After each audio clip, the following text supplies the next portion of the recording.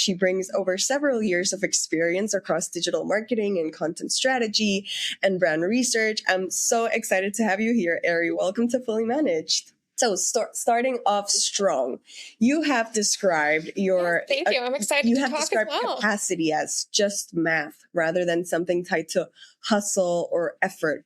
I'm curious what helped you make that shift from internalizing pressure to seeing it more objectively. Yeah. So I'm in my early 30s, and I have experienced burnout like 2 or 3 times at this point in my career, which I think is honestly insane. I haven't even been working for like 2 decades yet, and experiencing burnout that much is really, I think it shouldn't be normalized, even though I know it is. And I think my realization about capacity came from just being in so many situations where I feel like I've been in so many jobs where I've pushed myself to the limit and past the limit of what I can do. And I think that's what's led to burnout. And so it's made me realize that we all have, at the end of the day, we have limitations, right? Doesn't matter how much you hustle, how much caffeine you drink, what your lifestyle's like, right? At the end of the day, we all have limits, and those limits, we deserve to have them respected, especially in a workplace. I mean, if you're being paid for 40 hours of work a week in the United States, then you should work 40 hours a week. There are always exceptions to that when we all need to get things across the finish line, and I'm totally understanding of that. But, when we consistently push people into these jobs that they're working like 100 hours a week, human beings just aren't meant to do that. And so I always tell people, don't beat yourself up. You shouldn't worry about things that you can't control. None of us have control over if the internet goes out, or if a client's late on stuff or whatever. Like, why get so upset about it, right? I love this perspective. I know, I feel like it's very easy to say it though, but doing it in practice is something completely different. But yeah, I feel like we definitely should focus on what we have control of. And this time I had no control of my internet, so thank you for for your patience. But yeah, limits are so important, and I feel like we are sometimes, a lot of the time, so scared to enforce them, especially in work, which is just tricky, but it's still so very important.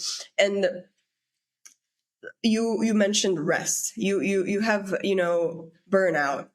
You mentioned that you have experienced burnout multiple times in your career right now. So you've said that not all rest is actually restorative. So I'm curious, how has redefining rest changed in the way you show up in your work? Yeah, well, that whole point about rest. I mean, number one, I think people don't rest enough, and there is a lot of pressure put on us just by society that rest is like lazy, or we say, oh, I'm just having I'm a burrito today, I'm a slug today. Like, we put all these like words around rest, like it's an exception to the rule or it's a vacation. I think this is really, I think, very uniquely an American problem. I'm not saying it doesn't happen elsewhere, but in American work culture, rest is seen as like a luxury or a gift, and not just like something that all human beings need, which is kind of wild to me. Yeah. And so like this idea around rest to begin with, I think we just need to admit that we all need rest and stop making it such a weird taboo thing. But then I went through kind of a personal journey where I was like, again, like the last couple of years, especially with everything going on in the world being so crazy.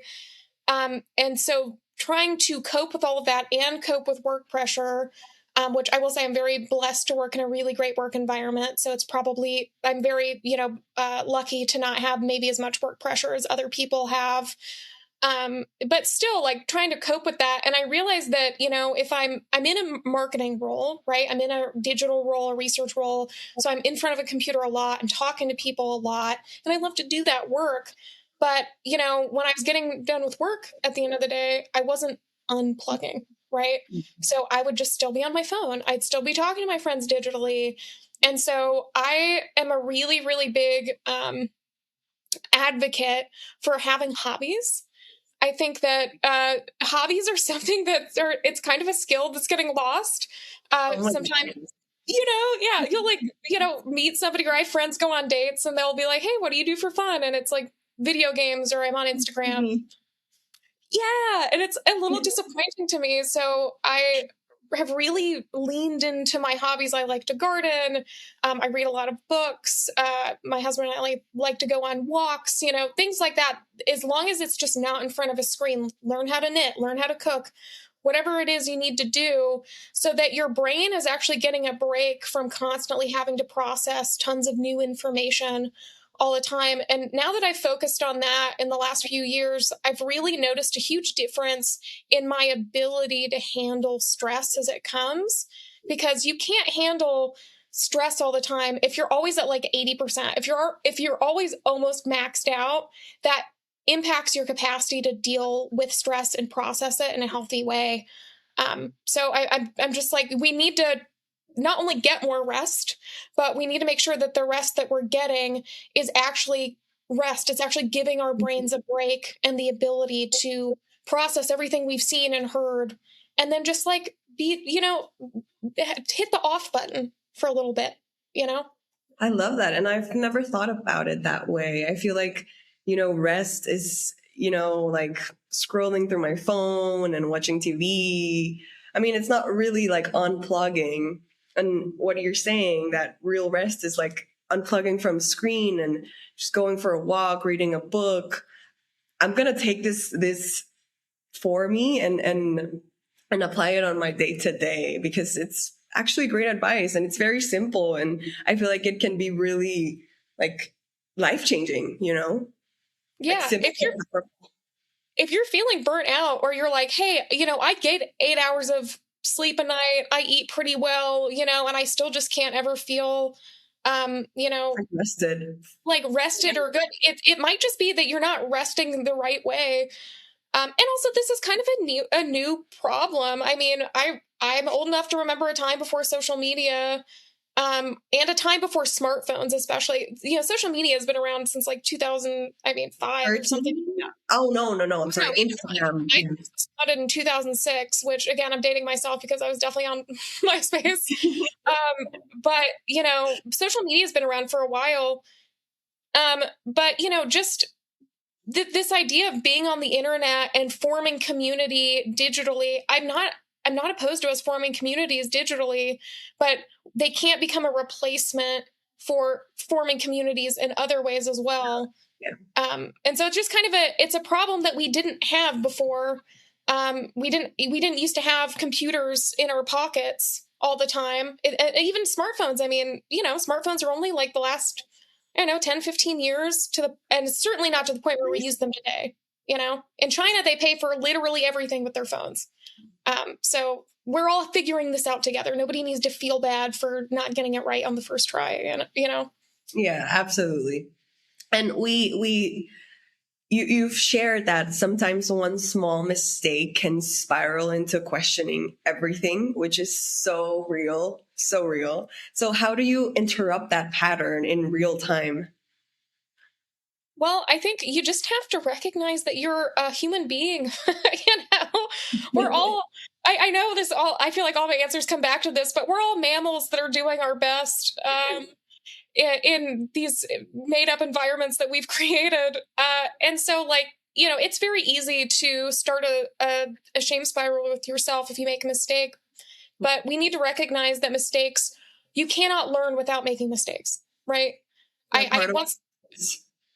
Absolutely part of the process. I had a music teacher growing up, and he was always like the shy kids in the back. He was always like standing right behind them and like encouraging them to like sing louder, because he's like, I can't do my job and correct the notes that you're singing and help you sing the right things if you're so quiet that nobody can hear you. So if you're going to be wrong, I need you to be loud and wrong, not just quiet and wrong, because you'll continue to be wrong if you're quiet and wrong. And so I have a big personality. And so, yeah, maybe that's why I'm like such an extrovert now or something. But, I have the philosophy that if I'm going to be wrong, it might as well be loud and wrong, so that the problem gets fixed. Yeah, so you can learn from it. Absolutely. Oh my God, that's a wise music teacher. A very, Yeah, very no, I still have him on Facebook. So thanks, Dan. Shout out to the wise music teacher. Yeah. And you've grown like from executing work to leading the thinking behind it. I'm curious, what's a belief you had earlier in your career about good marketing that you've completely unlearned? Oh man, that's a great question. I would say, good marketing, it's kind of a value judgment, right? I think sometimes, and some clients operate that way. Good marketing is whatever they say it is, right? Yeah. And if they're paying the bills, well, the client's always right. But no, in actuality, I think my mindset at the beginning of my career is that I was very much more of a people pleaser. My goal was to make my boss happy and sometimes make my clients happy and just give them what they want, right? And I will say, algorithms and the way we approach content has really changed, since the aughts as well. So that's impacted things, but not just. I used to judge my self-worth based on like how much I could get done, like how much, like what quantity of content could I produce? How much could I get done? Putting on this show, for the people I worked with or the people around me, of saying, look at how much work I can handle. And I think a lot of people in marketing who are unicorns like me get pushed into that kind of mindset because that's what you're hired for. But as I've gotten older and I've learned from clients and I've seen the things that have worked in the marketplace, I've realized now that it really comes down to the quality of the content that you're producing. One saying that I say all the time to anybody that I work with is you'll hear me say, we need to have a reason why we do everything we do. We should never be doing something with client dollars just to like fill time. We should never recommend things just to fill time or spend money. There should always be a reason behind why we're recommending what we do. That's what strategy is. They're not paying us to just put something on a piece of paper. We're being paid to do the work, to use our noodles, to use our brains, right? To think about, what the right direction should be and really do that critical thinking.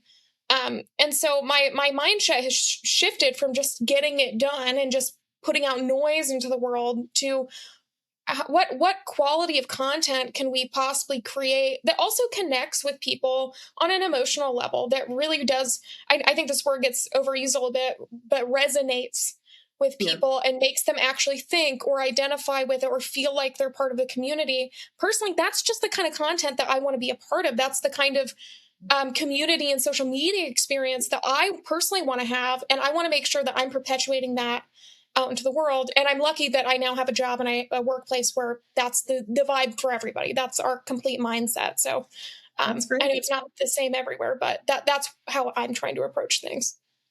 And adding to that, you're often working with a lot of inputs, business goals and audience insights and performance data and internal opinions. It can all start to feel equally important, everything. So I'm curious how you cut through that and decide what actually deserves focus. Yeah, well, it all, people like to skip steps, right? And so they will skip some of the foundational stuff, like having a brand identity, having their values, setting goals. This is like probably one of the most common things I run into with clients is they tend to be very tactically focused, right? They're like, we want to put a video on TikTok, right? We want to do reels on Instagram, right? Because we saw this brand did this video that we loved, right? And that is great. I'm not trying to minimize how great that is. I love it when clients come with ideas, but we need to back it up and say, okay, but what's the business objective that we're trying to do, right? So are we trying to drive sales? Are we trying to drive sales from a specific place, right? Brick and mortar, online? Is it a specific color? What is it, right? What are we trying to do from a nuts and bolts money kind of way?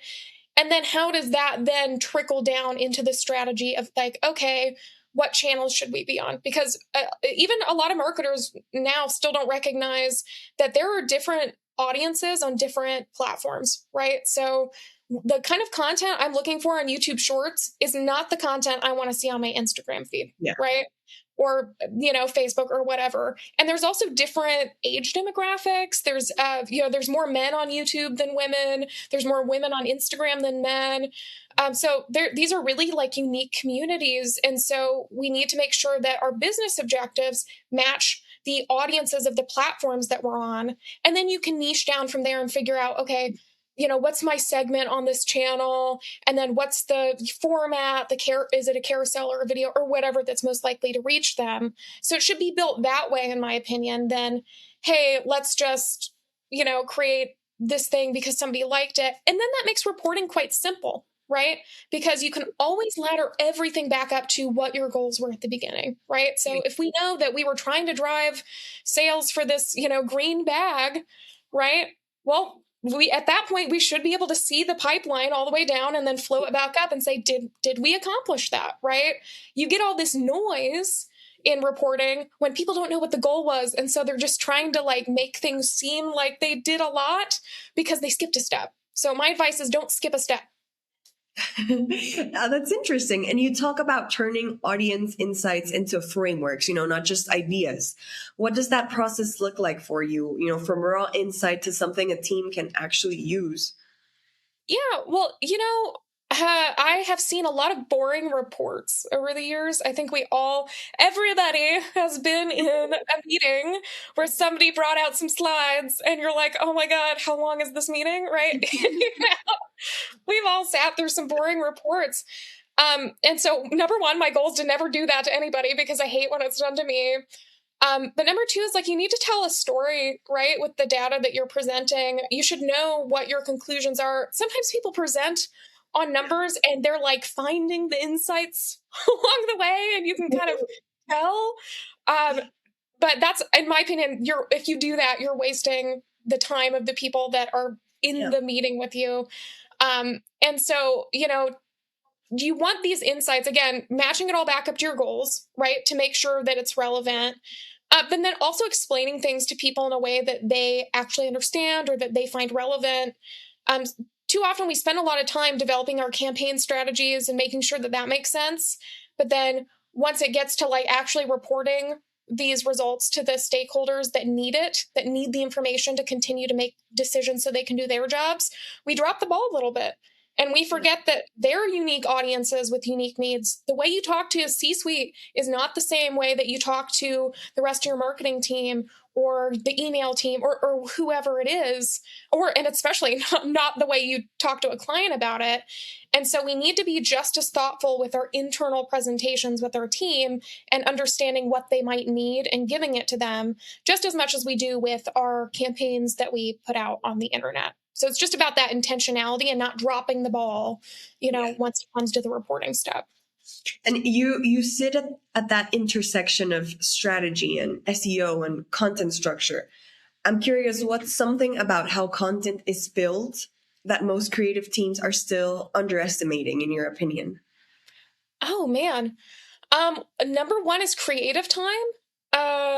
I think that I think that a lot of agency models out there are so geared towards making a profit that they just want that quick turnaround, right? Yeah. But if you don't have quality creative paired with quality strategy, you're not going to have the impact that you want to have.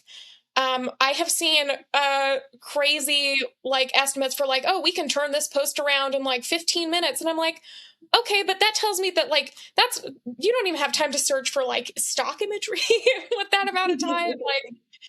And so having the tools and the partners or the systems in place to make sure that you're putting out quality content, whatever that looks like for you. If it's SEO, then you're probably talking about blogs, right? And making sure that it's not just slop, but it's actually intentional content that's been thought about.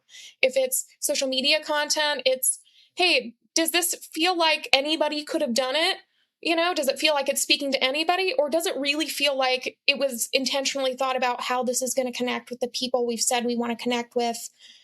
Or does it match our brand standards, things like that? So just making sure that we're spending the appropriate amount of time on things and not constantly just trying to do things as quickly as humanly possible. Again, it takes time to do quality work, and that is okay. Charge accordingly. Absolutely. And you've said a lot of authentic marketing is really just emotional marketing. So, what do you think most brands are getting wrong about connection right now? They don't understand their audiences. Like, I know that sounds really simple. But how many times have you, I mean, seen campaigns and things where you go, oh my gosh, what were they thinking? Right. And I'm going to pick on them a little bit, but I think Target was a very good recent example with some of the political moves that they made that they've now tried to walk back, but they're still experiencing huge losses in their stores. And I think everybody in the world was like, Target, what are you doing? You've totally alienated your core audience. And I don't care who your audience is, right, or what they believe. But if you misunderstand what it is they want, or you ignore the values that they have, right? Or if you try to ignore the values that they think you have, or that you've told them that you have, and just completely act against the values that they connected with in the first place, then you're going to have a problem, right? And so the difference between, just general content that's out there that just kind of gets lost and the content that people like continue to talk about is that value resonance that they have, right? So if I feel like a brand, really understands what I want as a consumer, I feel very aligned with what they're doing as a company. Let's say they're super eco-friendly, right? And they put their money where their mouth is, and they're doing all the right things. Even if they're maybe a little bit more expensive to buy from, I'm probably still more likely to be loyal to them because, again, we have that values alignment, because ultimately values are what's important to most Americans. And I cannot say this enough, especially to women. At Britain, where I work, one of our pieces of expertise is marketing to women, mainly because we are a team of women. We understand women, and women make the vast majority of purchase decisions in the United States, not men. Women control the purse in the household. And so, you can't, women want to be spoken to in a certain way. We want quality. We want beautiful things. We like that extra step, right? And so when you know who you're talking to and your values align with them, then your content's going to go a lot farther than just quantity slop that just gets thrown out on the internet. That was great advice. Great advice. I love that answer.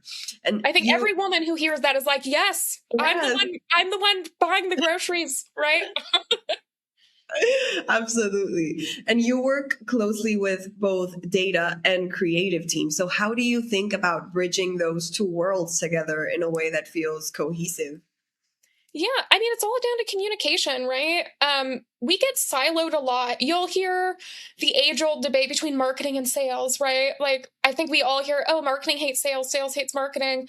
I haven't really found that to be true. The highest performing teams that I have met are teams where marketing and sales are talking to each other. And it's the same way for data teams or strategy teams. They're called different things depending on where you work, but like strategy teams and creative teams need to have an open line of communication to do good work, right?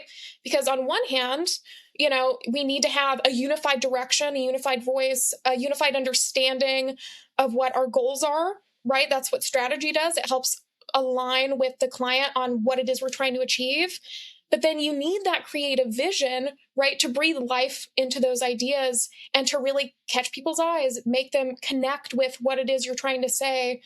I think anybody who's worked with some really talented creatives from the data perspective, it just takes a huge load off, right? Because people, and I say this as somebody that's done a lot of those different jobs as like one of those like agency unicorns, I could not and will never do things to the deep level that like a dedicated creative can do it, right? Yeah. I can do lots of things and that's fine. But, I can go deep on the strategy. They can go deeply on the creative side. And that's us doing our best work, right? I don't think you get your best work when you just hire generalist jack of all trades all the time, because you want people to think more deeply about things. Right? Yeah. That's how you make good work happen. And in order to do that, you need to keep an open line of communication between the teams. So just having leadership talking to each other, something we really like to do in our team is having brainstorm sessions at the beginning of some of these projects where we all come in a room. We'll have operations people in the room, people that aren't even really involved in the project, and just say, let's all throw out ideas. Let's all talk about what we think would work. And you get amazing ideas that way. And then everybody's aligned and involved and feels like they have a voice, versus some corporations or agencies where they're like, strategy creates the plan first, and then they pass it to this person, and then it gets passed to the creative team, and then they pass it to the account team that gives it back to the client. It's a terrible way to do business. It should be everybody in the room. And you shared a framework for handling problems that starts with, is there actually a problem? Yes. How did you arrive at that way of thinking? I do not play the blame game. I hate the blame game. I get super frustrated anytime a problem happens, and the first thing that people do is like, well, who was supposed to be managing this? It doesn't solve anything. Refreshing. Yeah, well, nobody has ever been in one of those interactions and been happy with like the outcome of it. Especially, it destroys any ability for people to have empathy in that situation, right? Empathy leaves the room when you play the blame game because everybody's covering their butts. And so I'm an empathy first leader. I believe in empathy driven workplaces, if you couldn't tell. And so in order to have empathy, we should have empathy even when people make mistakes, especially when people make mistakes. Yeah, that's when we need it the most, right? We all screw up sometimes. Let's stop acting like we don't. And so my framework is I've said to my team before, like, this is my guide to screwing up and how to do it well. And so it starts with one, like, if a problem happens, I've gotten, text messages at 6 a.m. before claiming there's a huge problem that my team caused or whatever, right? Like something went out when it wasn't supposed to or whatnot. And so number one is I'm going to go and see what it is that actually went out, right? And then, think to myself, okay, like, was that supposed to go out? Is there actually a problem here? All of that stuff. Once I verify, and let's assume that I verified that there is a problem, right? Then I'm going to go, okay, well, who can solve this problem? Not who created the problem, but who can solve it, right? So do I need to talk to somebody from advertising, right, to take the thing that went up down, right? Or do I need to call someone at a partner agency to get them to step in? Is there somebody I need to inform? So I identify who's going to solve the problem, right? And then at that point, I'm going to then figure out, okay, what's the timeline for solving the problem? And I'm going to give that back to the person that first identified things, right? So all in the span of usually like 10 minutes, we've said, oh, we verified that it's a problem. We've figured out who can fix it and we're getting them on it. And then we've let the person who identified the problem know what the timeline is for getting it fixed. And that brings the panic level in the room all the way down to the floor, right? Then and only then are we going to figure out not just who made a mistake, right? But were there other contributing factors? Mm-hmm. The problem that was created, was there miscommunication? Was it a technical issue? Maybe Hootsuite sent something live that they shouldn't have. And then and only then are we going to discuss the strategies we need to make sure that mistake never happens again.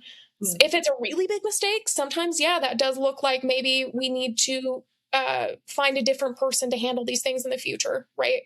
But most of the time, it's usually like, hey, what was the gap in your process that led to this issue? Let's fix that gap. We recognize, that a problem happened, but as long as you own up to it and you're committed to not making sure it doesn't happen again, we can all go home.